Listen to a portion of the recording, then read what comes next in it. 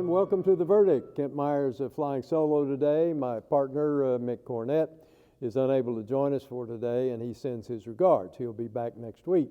Today we're going to be doing a show that we've wanted to do for some time but had not been able to work it out just exactly right, but we have now. We have a show this week on the State Medical Examiner's Office in Oklahoma. I think you're going to find it very interesting. I think you're going to find some startlingly good news about the status of our Medical Examiner's Office. And we're going to be visiting with the chairman of the committee on the State Medical Examiner's Office, as well as Quincy himself, the medical examiner, will be with us. So stay tuned. We'll be right back. You're watching The Verdict.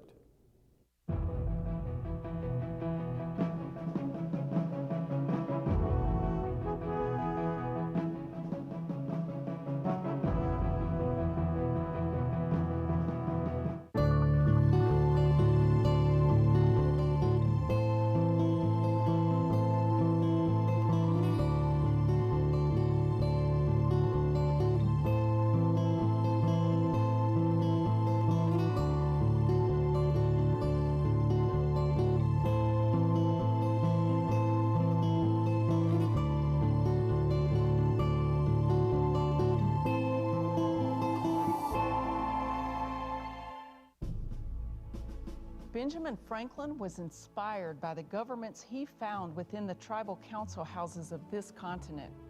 There was no functioning model for a democracy in Europe, but Franklin was impressed with tribal councils, which had endured for centuries within North America's Indian nations. Among the southeastern tribes, the Chickasaws were a prominent example of a successful sovereign nation that met in council houses, where they listened, spoke their minds, voted, and remained united as a people. We offered proof democracy worked. So in Philadelphia, Franklin and soon other founding fathers persuaded the remaining state delegates to form a self-ruling union and sign America's Constitution. A reminder that Chickasaw history is world history in the America we share today.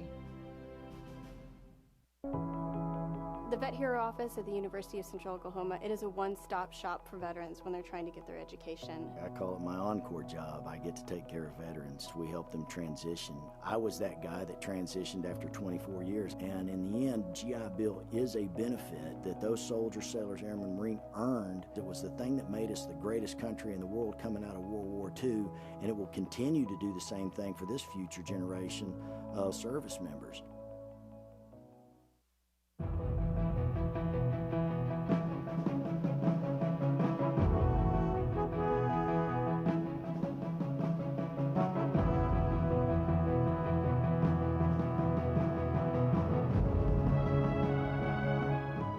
And welcome back. Kent Meyers hosting this show today in Mick Cornett's absence. Glad you joined us.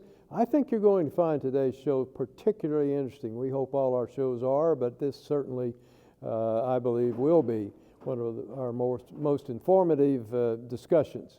We're talking today about the State Medical Examiner's Office, and we have two guests with us today. Let me introduce them to you. On my far right is Glen Huff. Glen is a lawyer in Oklahoma City.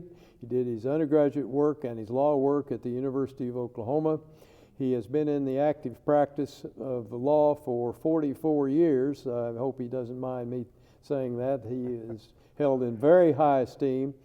But he's been a very active trial lawyer in the sense of representing hospitals, doctors, and other medical professionals that are involved in the court system for one reason or another, and he's had over 100 jury trials. He is the chairman of the Medical Examiner Committee. Glen, really glad to have you, and thanks for coming. Delighted to be here. Thank you. On my near right is Dr. Eric Pfeifer, the medical examiner for the state of Oklahoma. Eric did his undergraduate work at Emory University, did his MD work at the University of Georgia. He is board certified in anatomical, clinical, and forensic pathology. He did a fellowship in autopsy pathology at Mayo Clinic. He became the medical examiner in Oklahoma in 2011 and has served with distinction since that time. Eric, thank you for joining us. My pleasure. We're really glad to have you. Well, we were laughing when we started, before we came on the show, we're laughing about Quincy because that's who I remember on television as being a medical examiner. And you say that had something to do with you getting involved in it. Can you tell us about that? Absolutely. I think that was the first exposure for a lot of us that have gotten into this field. Of course, it was very much glamorized, and now that I've been in this field for over, nearly 25 years now, I can say that it's hardly ever like what was on television. But it nevertheless is a fascinating field. It's never boring, and I absolutely love what I'm doing with a passion. But Quincy was the beginning for a lot of us. Well, Glenn, I know Quincy wasn't the beginning for you because probably me being a little bit ahead of you in law school, I'm sure you're going to say I was the motivation for you getting into the law. Exactly right. I was hoping to follow in your footsteps. How did you get, Glenn, in the position of being on the committee that oversees the medical examiner's office? Kent, I'm actually the representative of the Oklahoma Bar Association to serve on the Board of Medical Legal Investigations, which if I could take just a minute, it's a board that's created by statute to appoint and oversee the state medical examiner. And the membership of the board is made up of representatives of different state agencies and different groups. Such as? Well, for example, the Oklahoma Medical Association is represented by Dr. Doug Stewart. He's a member of the board. The OU College of Medicine is represented by Dr. Roy Zhang. OSBI is also represented on the board by Ricky Adams. The Oklahoma Funeral Board is represented by Chris Ferguson. Rocky McIlvaney represents the health department. The Oklahoma Osteopathic Association is represented by Dr. John Vogel. And the OSU Center for Health Services is by Dr. Robert Allen. I serve as the designee from the Oklahoma Bar Association. Dr. Pfeifer is an ex officio member. And basically our job is to hire this gentleman and oversee him, and he has made our job tremendously easy by doing such a phenomenal job of operating the state medical examiner's office. Well, that's what we want to talk about, but I want to stick with you just for a minute. You have a lengthy, frankly, you won't say it, but I will, a stellar career in representing physicians, hospitals, and those involved in healthcare over a long period of time. How did you get steered into that career path as a young lawyer? Kent, I had always vacillated between being pre-med and pre-law. I was fascinated with medicine and fascinated with law. Somewhere along the lines, comparative vertebrate anatomy helped me make up my mind. So I deferred any expectation of getting into medicine. I instead went into law, but then I had the good fortune in law school. We had a visiting professor at the University of Oklahoma who was a nationally recognized authority in medicine and the law. He had a special seminar that I was able to get involved in, and actually, by virtue of that, I saw my first autopsy when he took the entire class up to the medical examiner's office and in the old amphitheater in the old medical school, just like you see in the old pictures with olden day surgical, not amphitheaters, theaters, yes, surgical theaters. We watched an autopsy be performed, and I was fascinated with it. So. I've held that interest ever since, and when this opportunity arose about 4 years ago, I was anxious to do anything I could to help Dr. Pfeifer and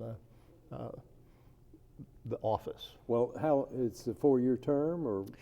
No, it's, I literally serve at the pleasure of the president of the Oklahoma Bar Association, and I was originally appointed 4 years ago, and each succeeding president has has, for whatever reason, seen fit to reappoint me. Well, So you I've had- must be doing something right. Well, That wouldn't happen. I haven't had to do much of anything, but I've thoroughly enjoyed the opportunity to work with Dr. Pfeifer and the other board members, and it's a fascinating story. Eric, let's turn our attention to you now. How did you get to Oklahoma? You were, I guess, Georgia educated. That's right. I did my undergraduate in chemistry at Emory University in Atlanta. Became a physician at the Medical College of Georgia, did internship and residency there, and then moved to Minnesota with my family to finish up training at the Mayo Clinic, and I stayed on staff there for 14 years. And about 8 years and a few... So you were 14 years at Mayo? Yes. Yeah. Yeah. About eight years and a few months ago, a friend of mine who is a eye surgeon down here called me, and she said, you know, there's an opening for a chief. Why don't you take a look at it? And so I took a look at it, and I'm glad I stayed. Well, so are we. So are we. I was surprised to read in some of the materials that are on the website for your board about this state medical examiner position is relatively new in Oklahoma, is it not, compared to other places? Compared with other places, yes. So the medical examiner's office was started in the late 60s. Yeah. And We haven't always had a medical examiner there. That's right. It was a coronial or a coroner system before then, or a justice of a peace system before then. And so in the late 60s, for a couple of reasons, they decided to establish a medical examiner's office. It really wasn't funded until 2 years later after that establishment. All right. And since then, there have been a succession of chief medical examiners, and the office has gone through quite a bit of an evolution since those times. Well, we just have about a minute before our first break, but tell me generally, how do you find living in Oklahoma? Oh, I love it. I was telling Glenn on the drive up here that I intend to spend the rest of my career here, and so I've kind of made that commitment. I love living in Oklahoma. I love the job, and everything is going well. Well, we'll just have to jump in and take a break. So glad that is your expression of commitment to Oklahoma. I know we appreciate it. We are visiting with the state medical examiner, Eric Pfeifer, and the chairman of the board overseeing, or the committee overseeing the medical examiner's office, Glen Huff. You're watching The Verdict. We'll be right back.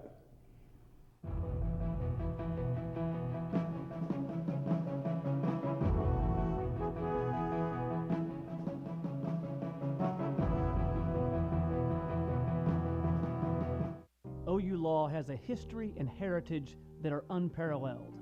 At the University of Oklahoma College of Law, we empower our students to pursue the career of their dreams. We have the highest U.S. News ranking ever achieved by an Oklahoma law school.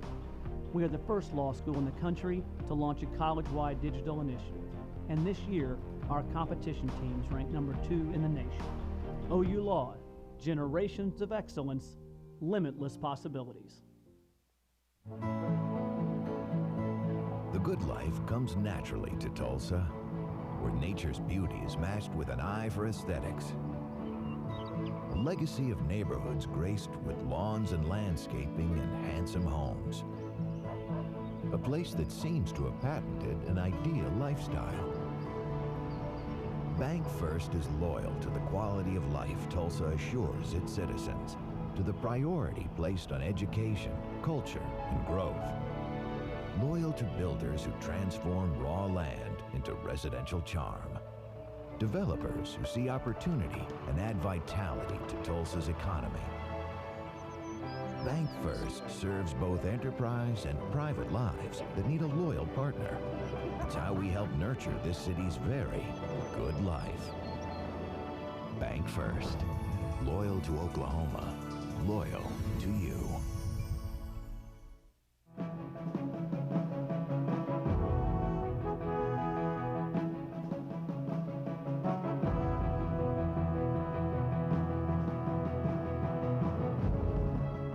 Welcome back to The Verdict. Kent Meyers, as I indicated earlier, Mick Cornett is not with us today, but he will be back next week. But he does send his regards to our guests as well as our viewers. We're visiting with Glen Huff and Eric Pfeifer about the Oklahoma State Medical Examiner's Office. And Dr. Pfeifer, I want to visit with you about the duties of the state medical examiner. They were a good bit more extensive than I realized when I started getting ready for this show. Can you tell our viewers what your responsibilities are? We're charged under Oklahoma law, specifically the statute 63, to investigate certain types of deaths. And those deaths would be of unexplained or violent means, deaths of persons that are involved in fires, unexplained deaths in children. These things are all spelled out in that statute, and our duties are to determine cause and manner of death and to report that on these particular people that pass away. My duties as chief is twofold. I wear two hats. One is as the executive head of the agency, and I have a wonderful chief administrative officer, Amy Elliott, that takes care of the really the nitty-gritty operations of the agency. And I'm also a practicing physician, a practicing forensic pathologist, so I put on my scrubs and I get down there with my colleagues and work and roll up my sleeves and work. I was interested in the way you described your duties as the responsibility to investigate. That, I guess, is not the equivalent of performing an autopsy, although it may be. Tell me about what the investigation involves. The autopsy is just one component of the investigation. Yeah. So it really starts with a phone call to the office, either from a physician or law enforcement or a family saying, we have a deceased person here that I think needs to be investigated. And we will send out a person to investigate that scene, document it with photographs, take evidence if need be. And then that body may or may not be transported back to the medical examiner's office for a direct eye observation by a physician. And even that is complex because it may or may not involve a surgical autopsy, but it also may involve x-rays, taking toxicology samples for the health department, and microbiology samples. So it's actually much more complicated than what you might see on TV. How many investigators do you have? 30 statewide. 30? And you have offices in Oklahoma City and Tulsa. Do you have other offices? That's it, just Oklahoma City and Tulsa. Well, now, what are the basic qualifications to be an investigator? To be an investigator, we require a college degree, preferably in some science, and then 640 hours of on-the-job training. And then the investigators sit for a national board exam, and they're required to pass that within 2 years of employment. 640 hours, that's with your office? Yes. On the training? Yes. How do you stand as far as staffing is concerned for investigators? Are you up to staff? We're almost there. So, we're covering 70,000 square miles of the whole state. And so when you split that up amongst 30 investigators, it gets skinny sometimes. Yeah. But we could use a few more, but we're doing much better than we had been 8 years ago. Well, talk about physicians. How many physicians do you have in your office? Presently on staff, we have 10. We have 2 more, I'm happy to say, joining us in a couple of months. And then that gives us 4 open spots that we need to recruit for. Oh, you're still short-staffed? We would still be short-staffed for. Yeah. Mm-hmm. Coming out of med school, is this a particularly difficult sell to recruit to Oklahoma in the medical examiner's office, or is it good, or is it improving? Well, it had been a difficult sell. In fact, I kind of raised a jaundiced eyebrow when my friend told me about the opportunity here, but I'm glad I came down here. But it's greatly improving because of the new facility in Oklahoma City, which is state-of-the-art in the world, and it's getting noticed around the world. Well, I'm glad you mentioned that facility. We do have some pictures that I'd like to pull up. We have 4 of them, I believe, and ask you to comment on them briefly about what we're seeing in the picture, because this does, I think, tell our viewers what your state-of-the-art facility looks like and why it is state-of-the-art. So let's take a look at our picture. What is this first picture? This is a panoramic view of the main autopsy surgical suite. Presently, it is the largest single-room autopsy suite in the world, and it is in the world. In the world. And the most modern in the world. So all this equipment is custom designed. The information technology services are unparalleled, and it's just a wonderful space to work. This one room is 6,000 square feet, and there's so many design elements about it, I couldn't even scratch the surface, but it really is an amazing place. All right, let's take a look at the next one. And this is one unit within that big room. This is an autopsy surgical station. It has a table, a big monitor for looking at x-rays or scene photographs in the back, and supply cabinets. And this arrangement is unique in the world. We designed it here. The equipment was built for us to our specifications, and we find it highly efficient and easy to maintain.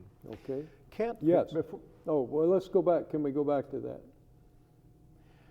Before you move on, could you get Dr. Pfeifer to talk to you about the full body scan x-ray that's displayed? Okay. That's an interesting story in and of itself. Yeah, talk about that. So prior to 2014, we had to use a standard x-ray machine to do x-rays of our decedents. And for a whole patient, it would take 45 minutes and 2 technicians. And so we bought a machine out of South Africa that does that process in 13 seconds. And so the time savings really is phenomenal. And The machine will pay for itself. it already has. Yeah. It already has. And we can display those images on these monitors in near real size, so we don't have to squint at a small computer when we're doing diagnostic work. Wonderful. Okay, let's move on. Thank you, Glenn. This is our large bore CT scanner. We're one of 10 medical examiner offices in the country that have CT capabilities, so we can actually do computed tomography of our decedents, and that has really catapulted us into the front game in the United States. Okay, let's move ahead. Last one. And this is our toxicology laboratory, so this is one of those components of the investigation that I was mentioning, and this particular room contains some very sensitive instruments for measuring drug concentrations, and this is absolutely state-of-the-art. Fine. Well, thank you for those pictures. There's got to be a story behind how we went from a not very attractive medical examiner's office to one that has state-of-the-art facilities and the investment that had to be made to get there. Can you tell us about that? I think that ultimately it was the work of the 103 people that I do work with at the agency to show that we can do a good job, and that was recognized by 2 governors, 2 legislators, or 2 legislative sessions. Well, more than that, actually, for, the last 8 years. But the support of the Board of Medical Legal Investigations, the support of the legislature, the support of the governor, and the support of my colleagues has all clicked together.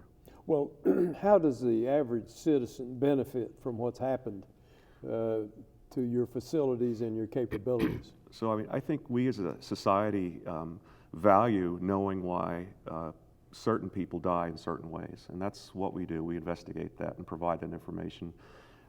Surprisingly, less than 10% of what we do is criminal justice. The rest is public health. Really? Yes. Well, you don't have the same workload Quincy had then.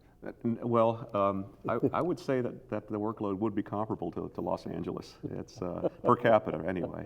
I think Los Angeles might be the busiest in the country, but per capita, I think we're just as busy. Let me ask you, we're just down to the last minute, so each of you give me a couple of sentences, if you can, about what can our viewers do to assist the state medical examiner's office? I think it's just to stay informed and then to support the office as it moves forward. You can do medical examiner work cheaply, but you can't do good medical examiner work cheaply. So really the financial support from the legislature and the governor is needed to maintain what we're about. Glenn, last to first, you said. I think the remarkable thing is that the medical examiner's office that we used to have was almost the last in the United States in terms of quality, and it is leapfrogged now to not just first place, but first place in the world in terms of the facilities. And I think that's a phenomenal accomplishment for which Dr. Pfeifer is largely responsible. Well, I'm sure that's true, and I'm sure there are other folks like yourself that also can take some credit for the dramatic turnaround. We do an awful lot of shows on various topics where Oklahoma is last or next to the last. It's nice to do a show where we are at the top or near the top. Thank you both for coming, and we wish you the best. We've been visiting with Dr. Eric Pfeifer and Glen Huff from the State Medical Examiner's Office. I'll be right back. You're watching The Verdict.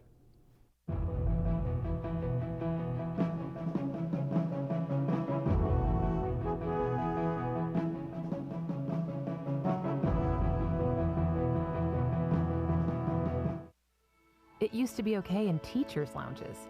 It used to be okay in maternity wards. It was okay in sporting arenas, college campuses, and office spaces. But now that we understand the deadly dangers of secondhand smoke, that's not okay anymore. So why is it okay that thousands of employees are exposed to it every day at work? Bottom line, it's not okay. Let's protect hardworking Oklahomans. Join the fight at stopswithme.com. All children deserve a life of hope and love, but sometimes they experience a life of pain, neglect, and abuse. When that happens, each child deserves all the quality assistance and representation that can be offered in our legal system.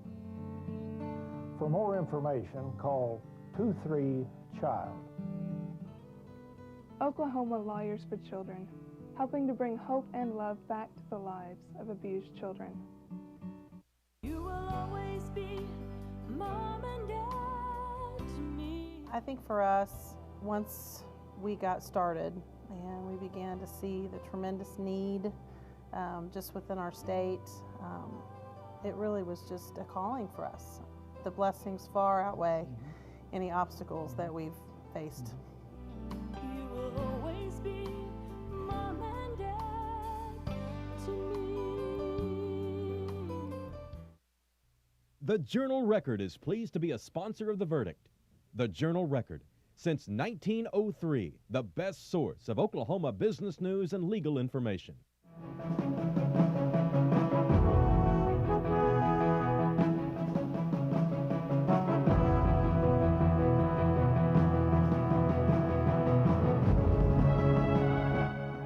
Welcome back. Kent Meyers just finishing up this very fine show, I think, a very informative show from on the State Medical Examiner's Office. We have the premier medical examiner's office in the United States and maybe beyond. Certainly the equipment they are lucky enough to work with is propelling them to better accomplishments all the time. We've got just one website I want to tell you about. It's the verdict.tv. That's our website. If you want to see a show, let us know and we'll do it for you. The verdict.tv. Thank you for being with us. See you next week.